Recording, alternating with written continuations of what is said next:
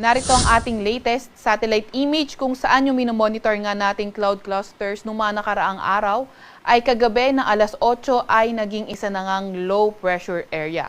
Kanina alas 3 ng madaling araw, ito ay huling namataan sa layong 1,630 kilometers east ng southeastern Luzon.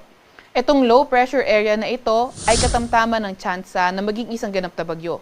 Ibig sabihin, in the next 24 hours, bababa ang tsansa na maging bagyo, pero beyond 24 hours, increasing na yung kanyang chances.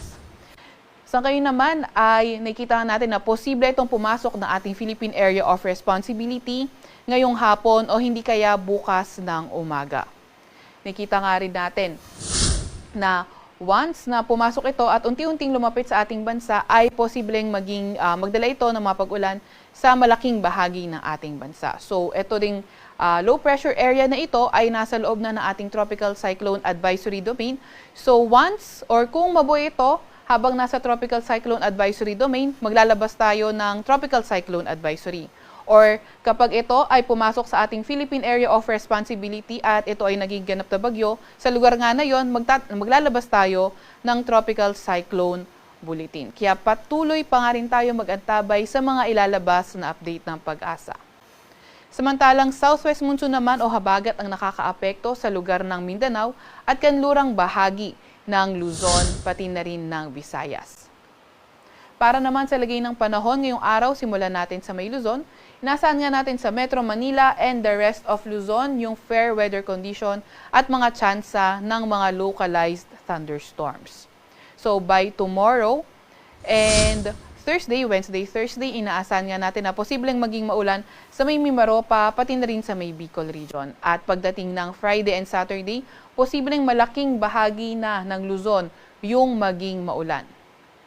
Agwat ng temperatura ngayong araw sa Metro Manila at Legazpi ay 25 to 33 degrees Celsius. Sa Baguio ay 17 to 25 degrees Celsius at 25 to 37 degrees Celsius naman sa may Tugigaraw. Agwat naman ng temperatura sa Puerto Princesa at Calayan Islands ay 26 to 32 degrees Celsius.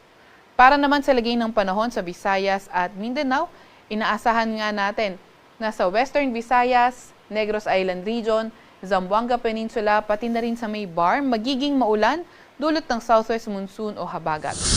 Sa nalalabing bahagi ng Visayas at Mindanao, asahan nga natin yung fair weather at may mga tsansa pa rin ng mga localized thunderstorms. Yung mga kasamahan natin sa Regional Services Division patuloy na maglalabas ng mga thunderstorm advisory, rainfall advisory o hindi kaya heavy rainfall warning kung kinakailangan. Inaasahan nga natin na by tomorrow, Wednesday until Thursday, posibleng maging maulan sa may Visayas at Mindanao. Pagdating ng Friday, inaasahan nga natin na posibleng maging maulan sa may Visayas at kanlurang bahagi ng Mindanao at pagdating ng Sabado sa may kanlurang bahagi ng Visayas. Since that is a 5-day weather outlook, may chance na ito ay magbago, kaya muli mag-antabay sa mga ilalabas na update ng Pag-asa. Agwat ang temperatura ngayong araw sa Iloilo, Cebu at Cagayan de Oro ay 25 to 32 degrees Celsius, 25 to 33 degrees Celsius sa may Tacloban at 24 to 32 degrees Celsius naman sa may Zamboanga. Ngayong araw, wala naman tayong gale warning sa kahit anong dagat baybayin ng ating bansa.